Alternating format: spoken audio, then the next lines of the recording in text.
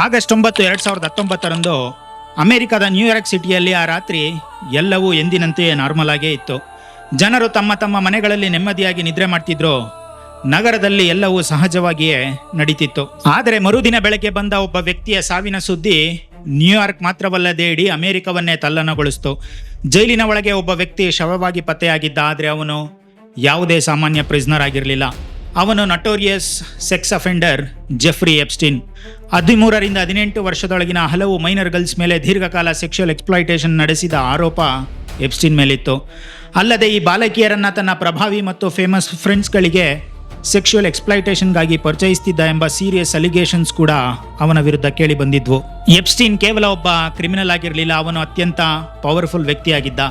ಅವನ ಬಳಿ ಸುಮಾರು $600 million worth of assets, US Virgin ಐಲ್ಯಾಂಡ್ನಲ್ಲಿ ಸಮುದ್ರದ ಮಧ್ಯೆ ಸುಮಾರು 75 ಎಕರೆ ವಿಸ್ತೀರ್ಣದ ಒಂದು ಲಕ್ಸುರಿಯಸ್ ಪ್ರೈವೇಟ್ ಐಲ್ಯಾಂಡ್, ತನ್ನದೇ ಪ್ರೈವೇಟ್ ಜೆಟ್ ಮತ್ತು ಅಮೆರಿಕದ ಪ್ರಮುಖ ಸಿಟೀಸ್ಗಳಲ್ಲಿ ಹಲವು ಹೌಸಸ್ ಮತ್ತು ಪ್ರಾಪರ್ಟೀಸ್ ಇದ್ದವು.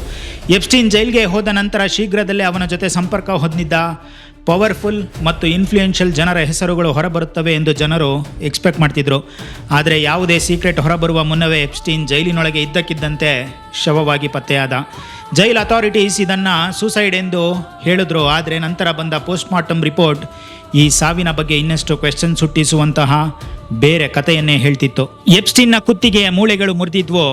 ಅದೇ ಸಮಯದಲ್ಲಿ ಆ ದಿನ ಅವನ ಸೆಕ್ಯೂರಿಟಿಗೆ ನಿಯೋಜಿಸಲಾಗಿದ್ದ ಜೈಲ್ ಗಾರ್ಡ್ ನಿದ್ರೆಯಲ್ಲಿದ್ದರು. ಮತ್ತೊಂದೆಡೆ ಜೈಲಿನ CCTV ಕ್ಯಾಮ್ರಾಸ್ ಕೂಡ ಕೆಲಸ ಮಾಡುವುದನ್ನು ನಿಲ್ಲಿಸಿದ್ವು.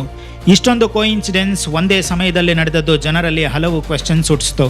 ಇದು ಕೇವಲ ಒಂದು ಸಾಮಾನ್ಯ ಇನ್ಸಿಡೆಂಟ್ ಅಲ್ಲ, ಇದರ ಹಿಂದೆ ದೊಡ್ಡ ಕಾನ್ಸ್ಪಿರಸಿ ಇರಬಹುದೇ ಎಂಬ ಅನುಮಾನಗಳು ವ್ಯಕ್ತವಾಗತೊಡಗಿದವು. ಈ ಹಿನ್ನೆಲೆಯಲ್ಲಿ ಎಪ್ಸ್ಟೀನ್ಗೆ ಸಂಬಂಧಿಸಿದ ಎಲ್ಲ ಫೈಲ್ಸ್ ಮತ್ತು ಡಾಕ್ಯುಮೆಂಟ್ಸ್ಗಳನ್ನು ಪಬ್ಲಿಕ್ಗೆ ಬಿಡುಗಡೆ ಮಾಡಬೇಕು ಎಂಬ ಆಗ್ರಹ ಅಮೆರಿಕದಲ್ಲೂ ಹೆಚ್ಚಾಯಿತು.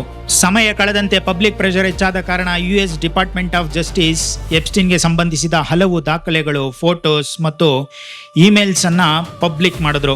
ಈ ಫೈಲ್ಸ್ನಲ್ಲಿ ಜಗತ್ತಿನ ವಿವಿಧ ಕ್ಷೇತ್ರಗಳನ್ನು ಗೌರವಿಸುತ್ತಿದ್ದ ಹಲವು ಪವರ್ಫುಲ್ ಮತ್ತು ಫೇಮಸ್ ಪರ್ಸನಾಲಿಟಿಗಳ ಹೆಸರು ಕಾಣಿಸತೊಡಗಿದವು.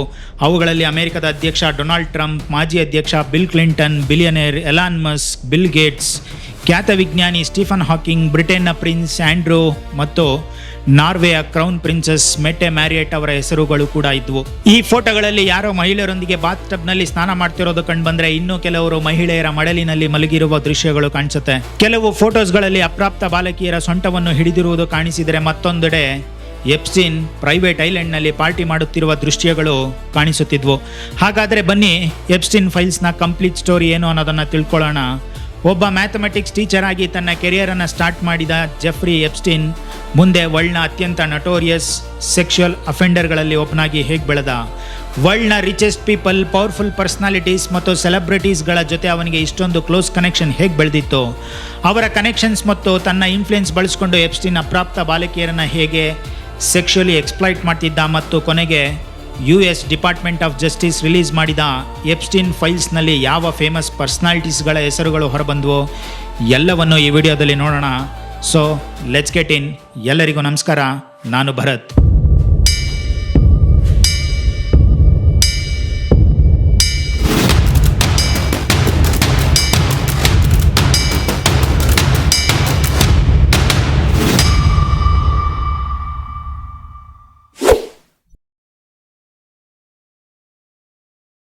ಜೆಫ್ರಿ ಎಡ್ವರ್ಡ್ ಎಪ್ಸ್ಟೀನ್ ಜನವರಿ 20, 1953ರಂದು ನ್ಯೂಯಾರ್ಕ್ ಸಿಟಿಯ ಬ್ರೂಕ್ಲಿನ್ನಲ್ಲಿ ಜೀವಿಶ್ ಫ್ಯಾಮಿಲಿಯಲ್ಲಿ ಜನಿಸಿದ.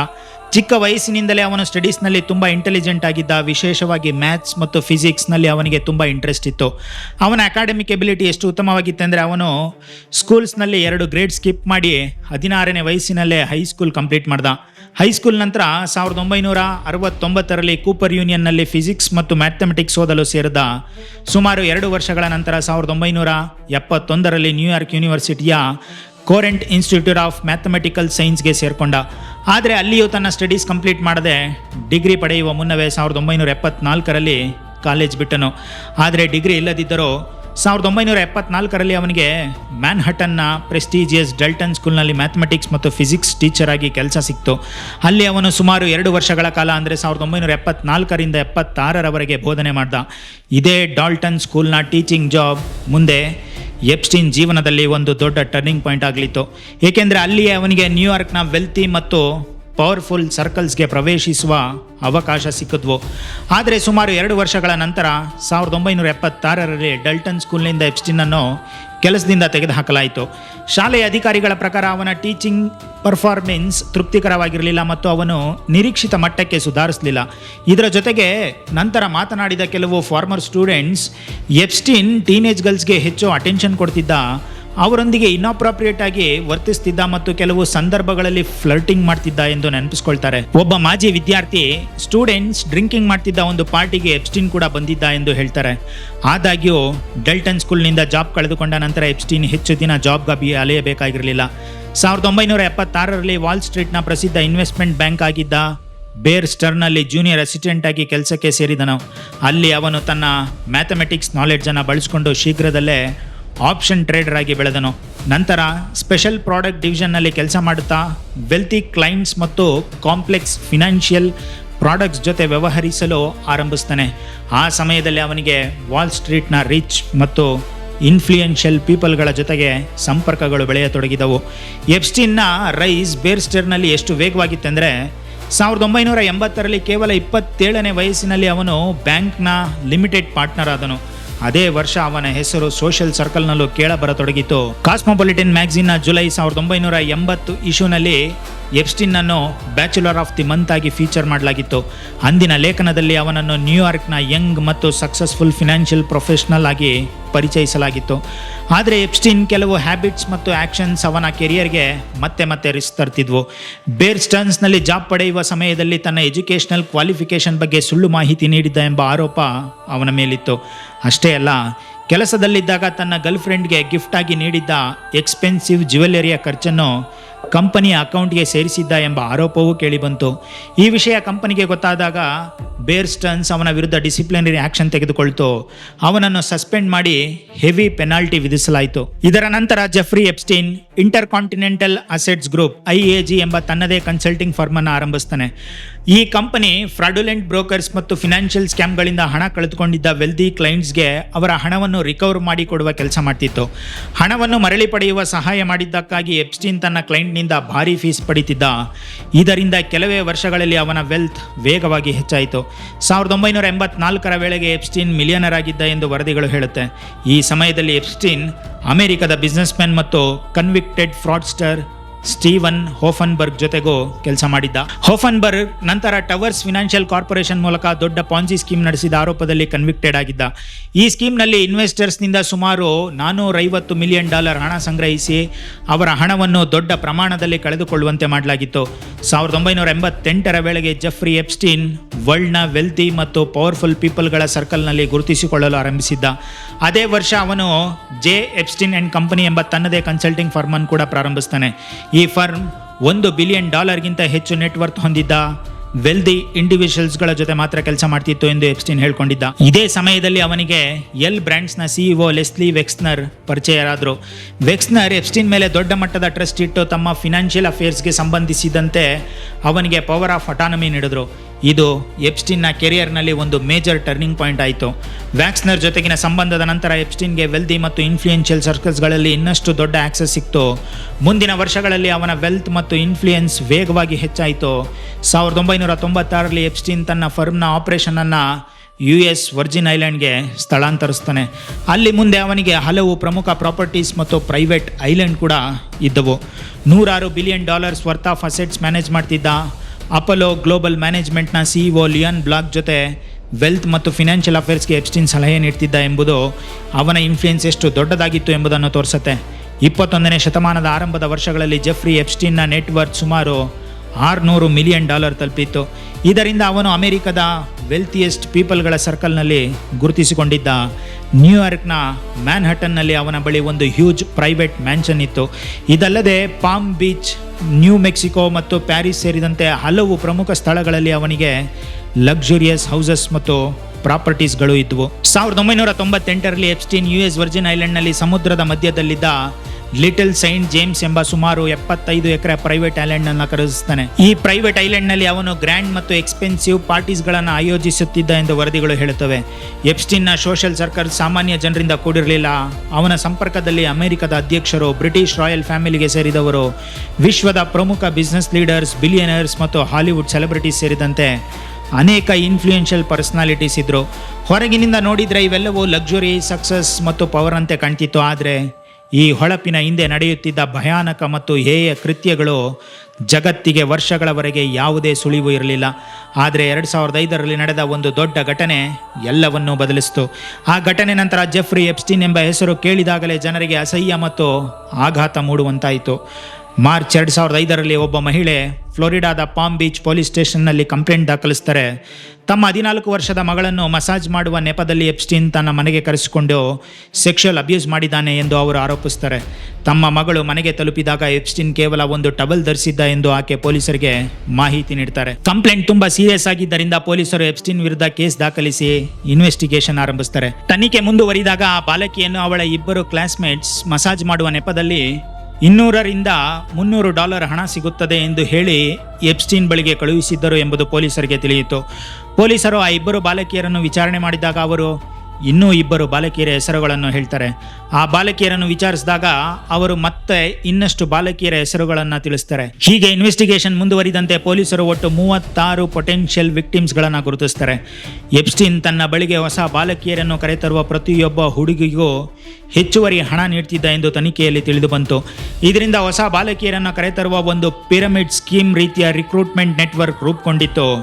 ಇದರಲ್ಲೇ ಅತ್ಯಂತ ಆಘಾತಕಾರಿ ವಿಷಯವೆಂದರೆ ಸಂತ್ರಸ್ತರಲ್ಲಿ ಹೆಚ್ಚಿನವರು 13ರಿಂದ 18 ವರ್ಷದೊಳಗಿನ ಅಪ್ರಾಪ್ತ ಬಾಲಕಿಯರಾಗಿದ್ದರು. ವಿಚಾರಣೆ ಮುಂದುವರಿದಂತೆ ಈ ಸೆಕ್ಷುವಲ್ ಅಬ್ಯೂಸ್ನಲ್ಲಿ ಎಪ್ಸ್ಟೀನ್ ಒಬ್ಬನೇ ಇರಲಿಲ್ಲ.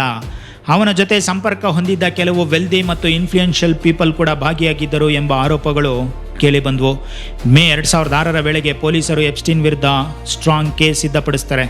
ಕೊನೆಗೆ ಜುಲೈ 27, 2006ರಂದು ಎಪ್ಸ್ಟೀನನ್ನು ಬಂಧಿಸಲಾಯಿತು. ಆದರೆ ತನ್ನ ಡಿಫೆನ್ಸ್ಗಾಗಿ ಅಮೆರಿಕದ ಪ್ರಸಿದ್ಧ ಮತ್ತು ಪವರ್ಫುಲ್ ಲಾಯರ್ಗಳ ಟೀಮನ್ನು ಎಪ್ಸ್ಟೀನ್ ನೇಮಿಸಿಕೊಂಡಿದ್ದ. ಈ ಕಾರಣದಿಂದ ಬಂಧನದ ನಂತರ ಅವನಿಗೆ ಬೇಲ್ ಸಿಕ್ತು ಮತ್ತು ಪ್ರಕರಣ ಮುಂದಿನ ಕಾನೂನು ಪ್ರಕ್ರಿಯೆ ಆರಂಭವಾಯಿತು. ನಂತರ ಈ ಪ್ರಕರಣವನ್ನು FBI ಹಸ್ತಾಂತರಿಸಲಾಯಿತು.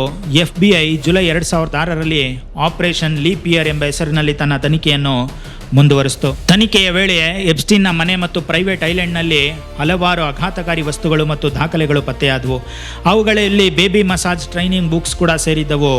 ಈ ಮೆಟೀರಿಯಲ್ಸ್ನಲ್ಲಿ ಅಪ್ರಾಪ್ತ ಬಾಲಕಿಯರು ಕ್ಲೈಂಟ್ಸ್ಗೆ ಹೇಗೆ ಮಸಾಜ್ ನೀಡಬೇಕು ಎಂಬುದರ ಕುರಿತು ಇನ್ಸ್ಟ್ರಕ್ಷನ್ಸ್ ಇದ್ದವು ಎಂದು ತನಿಖೆಯಲ್ಲಿ ತಿಳಿದು ಬಂತು.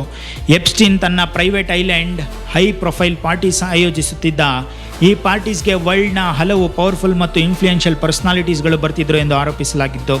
ತನಿಖೆಯ ಪ್ರಕಾರ ಎಪ್ಸ್ಟೀನ್ ಕೆಲವು ಬಾಲಕಿಯರನ್ನು ತನ್ನ ಪ್ರೈವೇಟ್ ಜೆಟ್ನಲ್ಲಿ ಪ್ರಯಾಣ ಮಾಡಿಸಿ ತನ್ನ ನೆಟ್ವರ್ಕ್ಗೆ ಕರೆತರುತ್ತಿದ್ದ.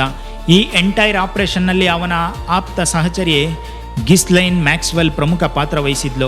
ಮ್ಯಾಕ್ಸ್ವೆಲ್ ಬಡತನ ಮತ್ತು ಕಷ್ಟದಲ್ಲಿದ್ದ ಯುವತಿಯರನ್ನು ಮಾಡಲಿಂಗ್ ಆಪರ್ಚುನಿಟೀಸ್ ಅಥವಾ ಹಣದ ಆಮಿಷ ತೋರಿ ತನ್ನ ನೆಟ್ವರ್ಕ್ಗೆ ಕರೆತರುತ್ತಿದ್ಲು ಎಂದು ಪ್ರಾಸಿಕ್ಯೂಟರ್ ಆರಂಭಿಸುತ್ತಾರೆ. ನಂತರ ಮ್ಯಾಕ್ಸ್ವೆಲ್ ವಿರುದ್ಧವೂ ಟ್ರಾಫಿಕಿಂಗ್ ಮತ್ತು ಸೆಕ್ಷುವಲ್ ಅಬ್ಯೂಸ್ಗೆ ಸಂಬಂಧಿಸಿದ ಗಂಭೀರ ಆರೋಪಗಳು ಬಂದವು. 2021ರಲ್ಲಿ ಆಕೆ ಅಪರಾಧಿ ಎಂದು ತೀರ್ಪು ಬಂತು. 2022ರಲ್ಲಿ 20 ವರ್ಷಗಳ ಜೈಲು ಶಿಕ್ಷೆ ವಿಧಿಸಲಾಯಿತು. FBI ಸುಮಾರು 53 ಪೇಜ್ ರಿಪೋರ್ಟ್ ಸಿದ್ಧಪಡಿಸಿತ್ತು. ಆದರೆ ಇದರ ಹಿಂದೆ ದೊಡ್ಡ ಲೀಗಲ್ ಡೀಲ್ ನಡೆಯಿತು. Miami federal prosecutor Alexander Acosta ಎಪ್ಸ್ಟೀನ್ನ ಲಾಯರ್ ಜೊತೆ ಒಂದು ಸೀಕ್ರೆಟ್ ನಾನ್ ಪ್ರಾಸಿಕ್ಯೂಷನ್ ಅಗ್ರಿಮೆಂಟ್ ಮಾಡ್ಕೋತಾರೆ. ಇದರ ಪರಿಣಾಮವಾಗಿ ಎಪ್ಸ್ಟೀನ್ಗೆ ಕೇವಲ 18 ತಿಂಗಳ ಸೆಂಟೆನ್ಸ್ ನೀಡಲಾಯಿತು. ಅವನನ್ನು ಸಾಮಾನ್ಯ ಪ್ರಿಸನ್ ಇರಿಸುವ ಬದಲು ಪಾಮ್ ಬೀಚ್ ಕಂಟ್ರಿ ಜೈಲ್ನ ಪ್ರೈವೇಟ್ ವಿಂಗ್ನಲ್ಲಿ ವಿಶೇಷ ಸೌಲಭ್ಯಗಳೊಂದಿಗೆ ಇರಿಸಲಾಯಿತು. ಅಷ್ಟೇ ಅಲ್ಲ, ಎಪ್ಸ್ಟೀನ್ಗೆ ವಾರದಲ್ಲಿ 6 ದಿನ, ದಿನಕ್ಕೆ ಸುಮಾರು 12 ಗಂಟೆಗಳ ಕಾಲ ಜೈಲಿನಿಂದ ಹೊರಗೆ ಹೋಗಿ ತನ್ನ ಆಫೀಸ್ನಲ್ಲಿ ಕೆಲಸ ಮಾಡುವ ಅವಕಾಶವನ್ನೂ ನೀಡಲಾಗಿತ್ತು. ಅಂದರೆ ರಾತ್ರಿ ಮಾತ್ರ ಜೈಲಿನಲ್ಲಿ ಕಳೆಯಬೇಕಾಗಿತ್ತು. ಕೊನೆಗೆ ಜುಲೈ 2009ರಲ್ಲಿ ಕೇವಲ 13 ತಿಂಗಳ ಸೆಂಟೆನ್ಸ್ ಅನುಭವಿಸಿದ ನಂತರ ಎಪ್ಸ್ಟೀನ್ ರಿಲೀಸ್ ಆಗ್ತಾನೆ. 2016ರ ವೇಳೆಗೆ ಮಿಯಾಮಿ ಹೆರಲ್ಡ್ನ investigative journalist Julie K Brown Epstein ಪ್ರಕರಣದ ಆಳಕ್ಕೆ ಇಳಿಯಲು ಆರಂಭಿಸ್ತಾರೆ. ಅವರು ಹಳೆಯ ಕೋರ್ಟ್ ರೆಕಾರ್ಡ್ಸ್ ಮತ್ತು ಪ್ರೀವಿಯಸ್ಲಿ ರಿಲೀಸ್ಡ್ ಫೈಲ್ಸ್ಗಳನ್ನು ಮತ್ತೆ ಪರಿಶೀಲಿಸಲು ಆರಂಭಿಸ್ತಾರೆ. ಈ ಇನ್ವೆಸ್ಟಿಗೇಷನ್ ವೇಳೆ ಅಲೆಕ್ಸಾಂಡರ್ ಅಕೋಸ್ಟಾ ಮತ್ತು ಎಪ್ಸ್ಟೀನ್ನ ಲಾಯರ್ ನಡುವೆ ನಡೆದ ಸೀಕ್ರೆಟ್ ಡೀಲ್ ಬಗ್ಗೆ ಅವರಿಗೆ ಮಹತ್ವದ ಮಾಹಿತಿ ಸಿಗುತ್ತೆ. ಈ ಡೀಲ್ನಲ್ಲಿ ಎಪ್ಸ್ಟೀನ್ಗೆ ನೀಡಲಾಗಿದ್ದ ವಿಶೇಷ ಕಾನೂನು ಸೌಲಭ್ಯಗಳ ಬಗ್ಗೆ ಬ್ರೌನ್ ತಮ್ಮ ಇನ್ವೆಸ್ಟಿಗೇಷನ್ ಮೂಲಕ ಬೆಳಕು ಚೆಲ್ತಾರೆ. ಇಲ್ಲಿ ಒಂದು ಇಂಟ್ರೆಸ್ಟಿಂಗ್ ಕೋಇನ್ಸಿಡೆನ್ಸ್ ಕೂಡ ಇದೆ. 2017ರಲ್ಲಿ ಡೊನಾಲ್ಡ್ ಟ್ರಂಪ್ ಅಲೆಕ್ಸಾಂಡರ್ ಅಕೋಸ್ಟಾ ಅವರನ್ನು US ಸೆಕ್ರೆಟರಿ ಆಫ್ ಲೇಬರ್ ಆಗಿ ನೇಮಿಸ್ತಾರೆ. ಹೀಗೆ ವರ್ಷಗಳ ಹಿಂದೆ ಎಪ್ಸ್ಟೀನ್ ಪ್ರಕರಣದಲ್ಲಿ ಕಾಂಟ್ರವರ್ಷಿಯಲ್ ಡೀಲ್ ಮಾಡಿದ್ದ ವ್ಯಕ್ತಿಯೇ ಮುಂದೆ ಟ್ರಂಪ್ ಅಡ್ಮಿನಿಸ್ಟ್ರೇಷನ್ನಲ್ಲಿ ಪ್ರಮುಖ ಕ್ಯಾಬಿನೆಟ್ ಪೊಸಿಷನ್ಗೆ ಬಂದದ್ದು ಮತ್ತೆ ದೊಡ್ಡ ಚರ್ಚೆಗೆ ಕಾರಣವಾಯಿತು. ಅಕ್ಟೋಬರ್ 2017ರಲ್ಲಿ ಮೀಟು ಮೂವ್ಮೆಂಟ್ ದೊಡ್ಡ ಮಟ್ಟದಲ್ಲಿ ಮೊಮೆಂಟಮ್ ಪಡೆಯಿತು. ಇದರ ನಂತರ ಎಪ್ಸ್ಟೀನ್ನಿಂದ ಸೆಕ್ಷುವಲ್ ಅಬ್ಯೂಸ್ಗೆ ಒಳಗಾದ ಸರ್ವೈವರ್ಸ್ ಕೂಡ ತಮ್ಮ ಎಕ್ಸ್ಪೀರಿಯನ್ಸ್ ಮತ್ತು ಸ್ಟೋರೀಸ್ಗಳನ್ನು ಪಬ್ಲಿಕ್ಗೆ ಹೇಳಲು ಆರಂಭಿಸ್ತಾರೆ. Investigative journalist Julie K Brown Epstein ವಿರುದ್ಧದ ಪ್ರಕರಣದಲ್ಲಿ 80ಕ್ಕೂ ಹೆಚ್ಚು ಸರ್ವೈವರ್ಸ್ಗಳನ್ನ ಐಡೆಂಟಿಫೈ ಮಾಡಿ ಅವರ ಸ್ಟೋರೀಸ್ಗಳನ್ನು ದಾಖಲಿಸ್ತಾರೆ. ಅವರಲ್ಲಿ ಕರ್ಟ್ನಿ ವೈಲ್ಡ್ ಮತ್ತು ವರ್ಜಿನಿಯಾ ಗಿಫ್ರೆ ಪ್ರಮುಖರಾಗಿರ್ತಾರೆ. ವರ್ಜಿನಿಯಾ ಗಿಫ್ರೆ ತನ್ನ ಹೇಳಿಕೆಯಲ್ಲಿ ಎಪ್ಸ್ಟೀನ್ ತನ್ನನ್ನು ಬ್ರಿಟನ್ನ ಪ್ರಿನ್ಸ್ ಆಂಡ್ರೂ ಬಳಿಗೆ ಕಳುಹಿಸಿದ್ದ ಎಂದು ಆರೋಪಿಸ್ತಾರೆ. ಈ ಆರೋಪವು ಮುಂದೆ ಪ್ರಿನ್ಸ್ ಆಂಡ್ರೂ ವಿರುದ್ಧ ದೊಡ್ಡ ಲೀಗಲ್ ಕಾಂಟ್ರವರ್ಸಿಗೆ ಕಾರಣವಾಯಿತು. ನವೆಂಬರ್ 18, 2018ರಂದು ಜೂಲಿ ಕೆ ಬ್ರೌನ್ ಅವರ investigative series perversion of justice ಪ್ರಕಟವಾಯಿತು. ಈ ವರದಿ ಪ್ರಕಟವಾದ ನಂತರ ಅಮೆರಿಕದಾದ್ಯಂತ ದೊಡ್ಡ ಪಬ್ಲಿಕ್ ಔಟ್ರೇಜ್ ಉಂಟಾಯಿತು. ಎಪ್ಸ್ಟೀನ್ಗೆ ಹಿಂದೆ ಸಿಕ್ಕಿದ್ದ ಲೀನಿಯನ್ ಟ್ರೀಟ್ಮೆಂಟ್ ಮತ್ತು ಸೀಕ್ರೆಟ್ ಡೀಲ್ ಬಗ್ಗೆ ಮತ್ತೊಮ್ಮೆ ತೀವ್ರ ಚರ್ಚೆ ಆರಂಭವಾಯಿತು. ಪಬ್ಲಿಕ್ ಪ್ರೆಷರ್ ಹೆಚ್ಚಾದ ನಂತರ ಫೆಡರಲ್ ಪ್ರಾಸಿಕ್ಯೂಟರ್ ಮತ್ತು FBI ಮತ್ತೆ ಎಪ್ಸ್ಟೀನ್ ಪ್ರಕರಣದ ತನಿಖೆಯನ್ನು ಮುಂದುವರಿಸ್ತಾರೆ. ಕೊನೆಗೆ ಜುಲೈ 6, 2019ರಂದು ಎಪ್ಸ್ಟೀನ್ ಅನ್ನು ಬಂಧಿಸಿ ನ್ಯೂಯಾರ್ಕ್ನ ಮೆಟ್ರೋಪಾಲಿಟನ್ ಕರೆಕ್ಷನಲ್ ಸೆಂಟರ್ MCC ಜೈಲಿನಲ್ಲಿ ಇರಿಸಲಾಯಿತು. ಈ ಬಾರಿ ಅವನ ವಿರುದ್ಧದ ಆರೋಪಗಳು ಗಂಭೀರವಾಗಿದ್ದವು ಮತ್ತು ಫೆಡರಲ್ ಸೆಕ್ಸ್ ಟ್ರಾಫಿಕಿಂಗ್ ಚಾರ್ಜಸ್ ಎದುರಿಸ್ತಿದ್ನು. ಕನ್ವಿಕ್ಷನ್ ಆಗಿದ್ದರೆ ಅವನಿಗೆ ದಶಕಗಳ ಕಾಲ ಜೈಲು ಶಿಕ್ಷೆ ಆಗುವ ಸಾಧ್ಯತೆ ಇತ್ತು. ಈ ಬೆಳವಣಿಗೆಗಳ ನಡುವೆ ಎಪ್ಸ್ಟೀನ್ಗೆ 2008ರಲ್ಲಿ ಕಾಂಟ್ರವರ್ಷಿಯಲ್ ಪ್ಲೀ ಡೀಲ್ ನೀಡಿದ್ದ ಅಲೆಕ್ಸಾಂಡರ್ ಅಕೋಸ್ಟಾ ಟ್ರಂಪ್ ಅಡ್ಮಿನಿಸ್ಟ್ರೇಷನ್ನಲ್ಲಿ ಲೇಬರ್ ಸೆಕ್ರೆಟರಿ ಆಗಿದ್ದ ಸ್ಥಾನಕ್ಕೆ ರಾಜೀನಾಮೆಯನ್ನು ನೀಡಬೇಕಾಯಿತು. ಬಂಧನದ ಕೆಲವು ತಿಂಗಳ ನಂತರ ಆಗಸ್ಟ್ 10, 2019ರಂದು ಜೆಫ್ರಿ ಎಪ್ಸ್ಟೀನ್ ಜೈಲಿನ ಸೆಲ್ನಲ್ಲಿ ಶವವಾಗಿ ಪತ್ತೆಯಾದ. ಜೈಲು ಅಧಿಕಾರಿಗಳು ಅವನ ಸಾವನ್ನು ಸೂಸೈಡ್ ಎಂದು ಘೋಷಿಸ್ತಾರೆ. ಆದರೆ ಅವನ ಪೋಸ್ಟ್ಮಾರ್ಟಮ್ ರಿಪೋರ್ಟ್ನಲ್ಲಿ ಕುತ್ತಿಗೆಗೆ ಹಲವು ಮೂಲೆಗಳು ಮುರಿದಿದ್ದು ಪತ್ತೆಯಾಯಿತು ಮತ್ತು ಈ ವಿಷಯದ ಬಗ್ಗೆ ಕೆಲವು ಫೊರೆನ್ಸಿಕ್ ಎಕ್ಸ್ಪರ್ಟ್ಸ್ ಇಂತಹ ಇಂಜುರೀಸ್ ಸ್ಟ್ರ್ಯಾಂಗ್ಯುಲೇಷನ್ನಲ್ಲಿಯೂ ಕಾಣಿಸಿಕೊಳ್ಳಬಹುದು ಎಂದು ಅಭಿಪ್ರಾಯಪಡ್ತಾರೆ. ಇದರಿಂದ ಎಪ್ಸ್ಟೀನ್ನ ಸಾವು ನಿಜವಾಗಿಯೂ ಸೂಸೈಡ್ ಆಗಿತ್ತೇ ಅಥವಾ ಹೋಮಿಸೈಡ್ ಆಗಿತ್ತೆ ಎಂಬ ಪ್ರಶ್ನೆಗಳು ಮತ್ತಷ್ಟು ಗಂಭೀರವಾಗತೊಡಗಿತು.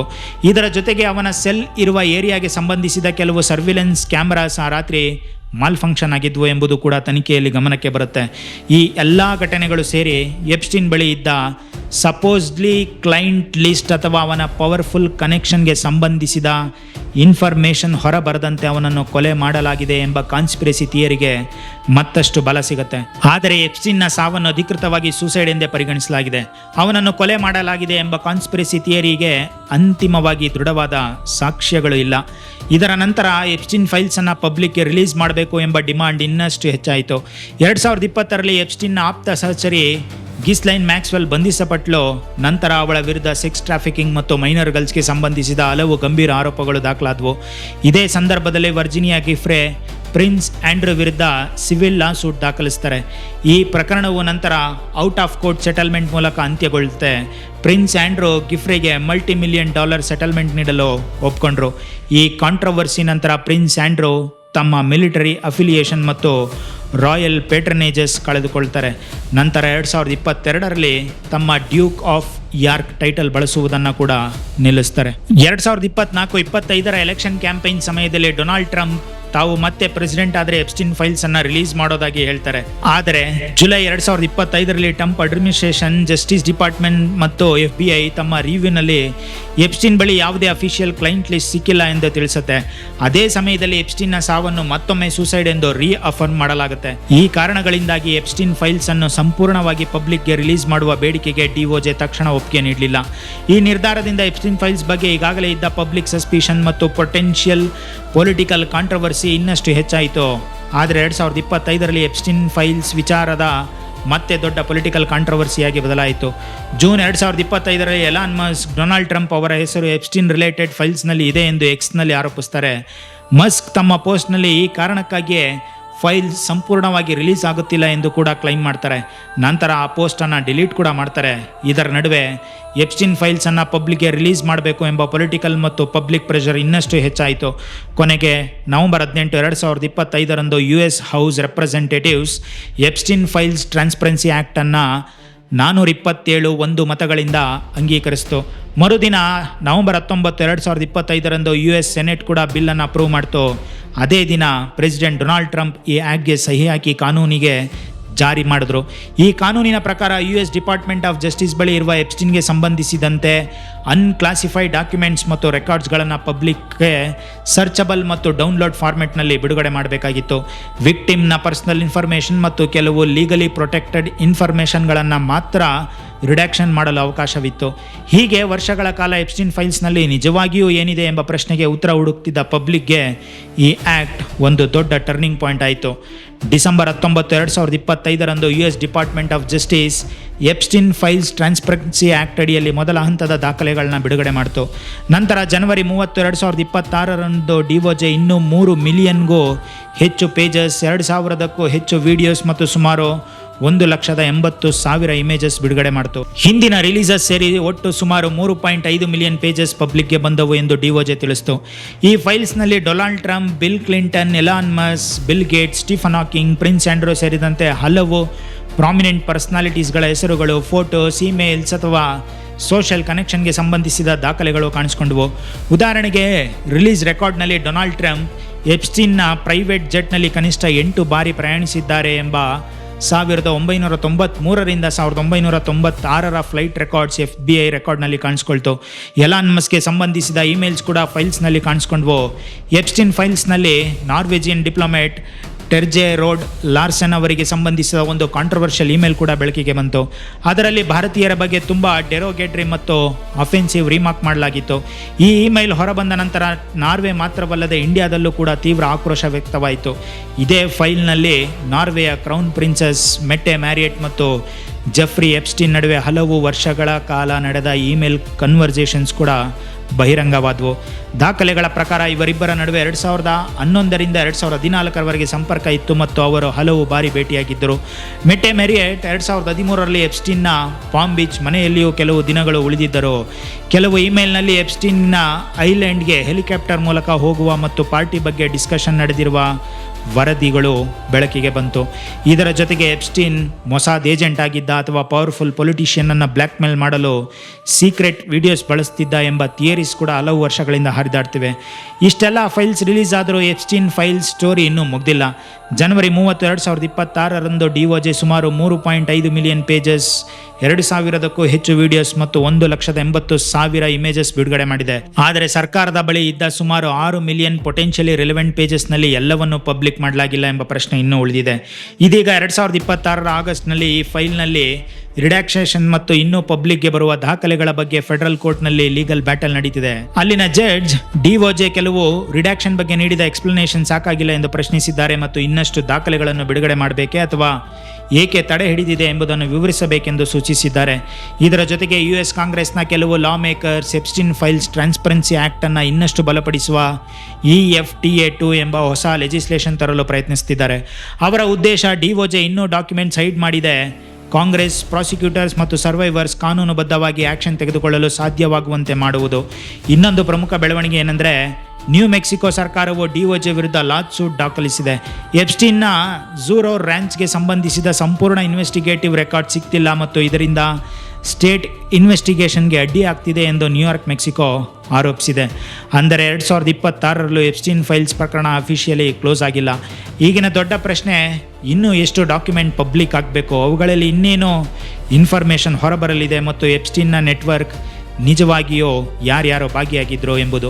ಎಪ್ಸ್ಟೀನ್ ಫೈಲ್ಸ್ ಕೇವಲ ಒಬ್ಬ ಕ್ರಿಮಿನಲ್ ಕಥೆಯಲ್ಲ, ಇದು ಇಡೀ ಸೊಸೈಟಿಗೆ ಒಂದು ಮಿರರ್. ಹಣ, ಪವರ್ ಮತ್ತು ಇನ್ಫ್ಲುಯೆನ್ಸ್ ಮುಂದೆ ಜಸ್ಟಿಸ್ ಎಷ್ಟು ಇಂಡಿಪೆಂಡೆಂಟ್ ಆಗಿದೆ ಎಂಬುದನ್ನು ಪ್ರಶ್ನಿಸುವ ಕಥೆಯಾಗಿದೆ. ಜಗತ್ತು ಯಾರನ್ನು ಲೀಡರ್ಸ್, ರೋಲ್ ಮಾಡೆಲ್ಸ್ ಮತ್ತು ಪವರ್ಫುಲ್ ಪರ್ಸನಾಲಿಟೀಸ್ ಎಂದು ಗೌರವಿಸುತ್ತದೆಯೋ ಅವರಲ್ಲಿ ಕೆಲವರು ತಮ್ಮ ಪವರ್, ಮನಿ ಮತ್ತು ಇನ್ಫ್ಲುಯೆನ್ಸ್ನ ಹಿಂದೆ ಯಾವ ರೀತಿಯ ಡಾರ್ಕ್ ಸೀಕ್ರೆಟ್ಗಳನ್ನು ಹೈಡ್ ಮಾಡಿರಬಹುದು ಎಂಬುದನ್ನು ಈ ಪ್ರಕರಣ ತೋರಿಸುತ್ತೆ.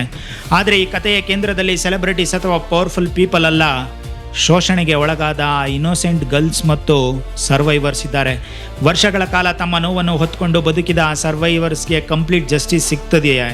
ಅವರ ಮೇಲೆ ನಡೆದ ಶೋಷಣೆಗೆ ಕಾರಣರಾದ ಪ್ರತಿಯೊಬ್ಬರು ಅಕೌಂಟಬಿಲಿಟಿ ಎದುರಿಸುತ್ತಾರೆಯೇ? ಈ ಕೇಸ್ ನಮಗೆ ಒಂದು ಅನ್ಕಂಫರ್ಟಬಲ್ ಕ್ವಶನ್ ಕೂಡ ಕೇಳುತ್ತೆ. ಪವರ್ಫುಲ್ ಪೀಪಲ್ ಇನ್ವಾಲ್ವ್ ಆಗಿದ್ದಾಗ ಸಾಮಾನ್ಯ ವಿಕ್ಟಿಮ್ಸ್ಗೆ ನಿಜವಾಗ್ಲಿಯೂ ನ್ಯಾಯ ಸಿಗುತ್ತಾ? ಇದೇ ಎಪ್ಸ್ಟೀನ್ ಫೈಲ್ಸ್ ಬಿಟ್ಟು ಹೋಗಿರುವ ದೊಡ್ಡ ಪ್ರಶ್ನೆ. ಈ ವಿಡಿಯೋ ಬಗ್ಗೆ ನಿಮ್ಮ ಅನಿಸಿಕೆ ಏನು ಅನ್ನೋದನ್ನು ಕಮೆಂಟ್ನಲ್ಲಿ ತಿಳಿಸಿ. ಹಾಗೆ ಈ ವಿಡಿಯೋ ಇಷ್ಟ ಆದರೆ ಲೈಕ್ ಮಾಡಿ, ಶೇರ್ ಮಾಡಿ ಮತ್ತು ನಮ್ಮ ಚಾನಲ್ಗೆ ಸಬ್ಸ್ಕ್ರೈಬ್ ಆಗೋದನ್ನು ಮರಿಬೇಡಿ. ನಮಸ್ಕಾರ.